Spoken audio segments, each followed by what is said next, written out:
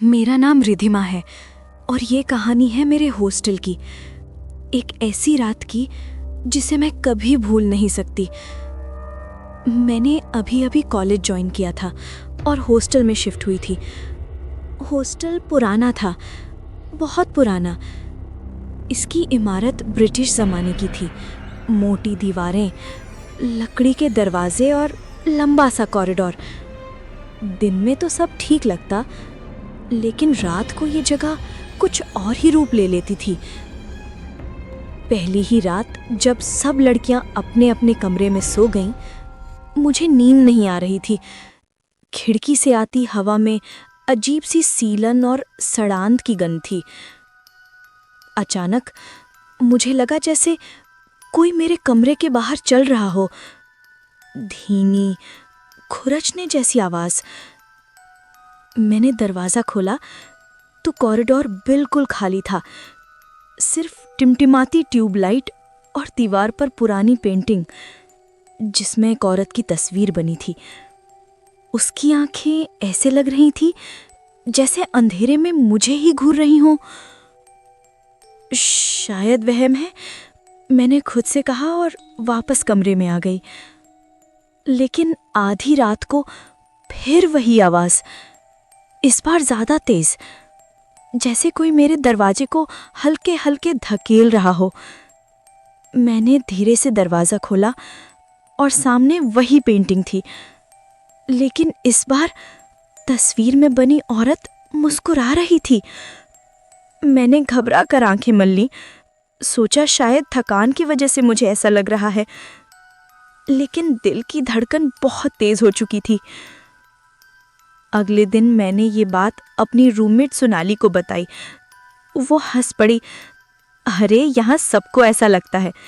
ये पेंटिंग और ये हॉस्टल दोनों ही भूतिया कहे जाते हैं, लेकिन चिंता मत कर, अब तक किसी को कुछ हुआ नहीं है। लेकिन अब मुझे नींद नहीं आती थी। मैं हर रात उस पेंटिंग की तरफ देखती और कसम से कह रही हूँ, उसकी आंखें सच में हिलती थी। फिर तीसरी रात कुछ ऐसा हुआ जिसने मेरी रूह तक हिला दी। मैं कमरे में लेटी थी कि अचानक बत्ती अपने आप बुझ गई। मोबाइल उठाया, लेकिन बैटरी खत्म थी। उसी अंधेरे में मैंने दरवाजे की दरार से देखा, कोई खड़ा है। लंबे बाल, सफेद दुपट्टा और बेहद धीमी कांपती आवाज, यहां मत रहो, ये जगह तुम्हें जीने नहीं देगी। मेरा पूरा शरीर ठंडा पड़ गया।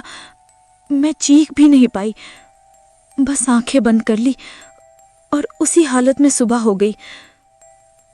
सुबह उठकर जब दरवाजा खोला, वहां कोई नहीं था, लेकिन दरवाजे पर खून से लिखा था, भाग जाओ।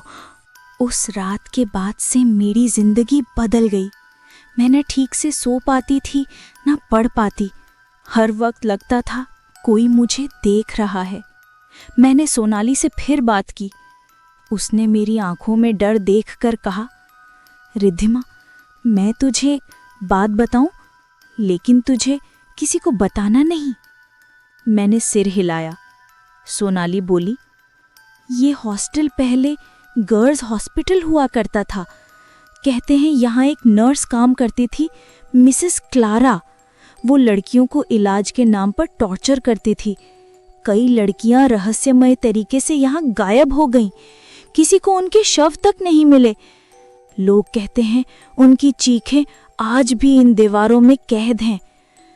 ये सुनकर मेरा खून जम गया।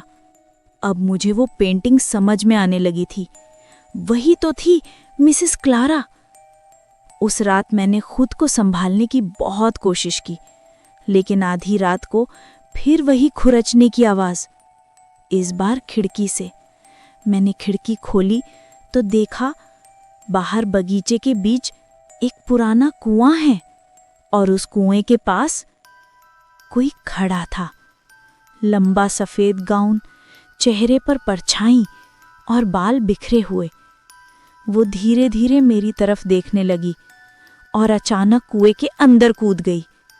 मेरे मुंह से चीख निकलने ही वाली थी कि सोनाली ने मुझे रोक लिया। चुप, आवाज मत कर। अगर उसने तुझे देख लिया तो तू बच नहीं पाएगी। मेरे पूरे शरीर में सिहरन दौड़ गई। मैंने कांपते हुए पूछा, ये सब तू पहले क्यों नहीं बताई? सोनाली ने गहरी सांस ली और बोली, क्योंकि जो भी इस बात की तह तक जाता है उसके साथ कुछ बुरा हो जाता है, पर अब तुझे सच्चाई जाननी ही होगी। अगले दिन हम और सोनाली हॉस्टल की लाइब्रेरी में गए। वहां पुराने रिकॉर्ड्स और फाइल्स पड़ी थी। धूल से ढकी एक फाइल मिली जिस पर लिखा था केस क्लारा। उसमें लिखा था, नर्स क्लारा पर कई स्टूडेंट्स की गुमशुदगी का शक था, लेकिन सबूत न मिलने की वजह से केस बंद कर दिया गया। कुछ लोग कहते हैं उसने खुद कुएं में कूदकर जान दे दी थी। ये पढ़कर मेरे हाथ कांपने लगे। शाम को जब हम कमरे में लौटे तो पेंटिंग गायब थी। दीवार खाली थी, बस खून जैसे दाग बचे थे। और उसी रात मेरी जिंदगी का सबसे डरावना पल आया।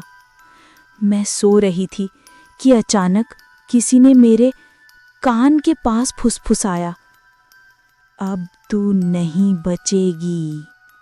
मैंने आंख खोली तो देखा कोई मेरे बिस्तर पर बैठा था। लंबा सफेद गाउन, खोखली आंखें और सड़ी हुई मुस्कान। वो वही थी क्लारा। उसके चेहरे को देखकर मेरा दिल जैसे रुक ही गया। मैं चिल्लाने लगी। सोनाली भाग कर आई, लेकिन जैसे ही उसने क्लारा को देखा वो पत्थर की तरह जम गई। क्लारा की आंखों से खून बह रहा था। वो धीरे धीरे बड़बड़ा रही थी। कितनी लड़कियों ने मुझसे मदद मांगी थी, लेकिन किसी ने मेरी चीख नहीं सुनी। अब सबको सुनना पड़ेगा। कमरे की खिड़की अपने आप खुल गई। बाहर का चांदनी बिल्कुल लाल हो गई थी। हवा इतनी ठंडी थी कि सांस लेना मुश्किल हो रहा था। क्लारा आगे बढ़ी और अपने नुकीले नाखून मेरी गले पर रख दिए। तू भी उसी कुएं में जाएगी जहां बाकी गई। मैं कांपते हुए चीखी, मैंने तेरा क्या बिगाड़ा है? वो अचानक रुक गई। उसकी आंखों में अजीब सी उदासी थी। मैं बुरी नहीं थी। मुझे इस हॉस्पिटल ने पागल बना दिया। जो लड़कियां इलाज के नाम पर आईं, उन्हें मैंने मौत दी, लेकिन उनकी चीखें आज भी मेरे साथ हैं। और अब कोई भी इस जगह चैन से नहीं रह सकता। सोनाली हिम्मत करके बोली, अगर तू चाहती है तेरी आत्मा को शांति मिले तो सच बता दे। क्लारा ने हमें कुएं की ओर इशारा किया। हम दोनों डरते डरते बाहर गए। जब हम कुएं के पास पहुंचे तो अंदर से लड़कियों की चीखें आने लगीं। मैंने हिम्मत करके टॉर्च की रोशनी डाली और जो देखा मेरी रूह तक कांप गई। कुएं के अंदर हड्डियां, खोपड़ियां और लड़कियों के कपड़े तैर रहे थे। क्लारा की आत्मा हमारे पीछे खड़ी थी। ये सब मेरी वजह से मरे हैं और जब तक ये कुआं बंद नहीं होगा मैं किसी को चैन से जीने नहीं दूंगी। उसकी चीख इतनी जोरदार थी कि पूरा हॉस्टल हिल गया।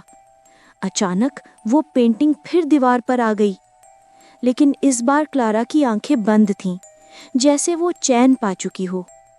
कुएं को अगले ही दिन सीमेंट से बंद कर दिया गया, लेकिन आज भी कभी-कभी हॉस्टल में रात के सन्नाटे में लड़कियां सुनती हैं धीमी सी फुसफुसाहट, भाग जाओ वरना अगली बारी तुम्हारी है।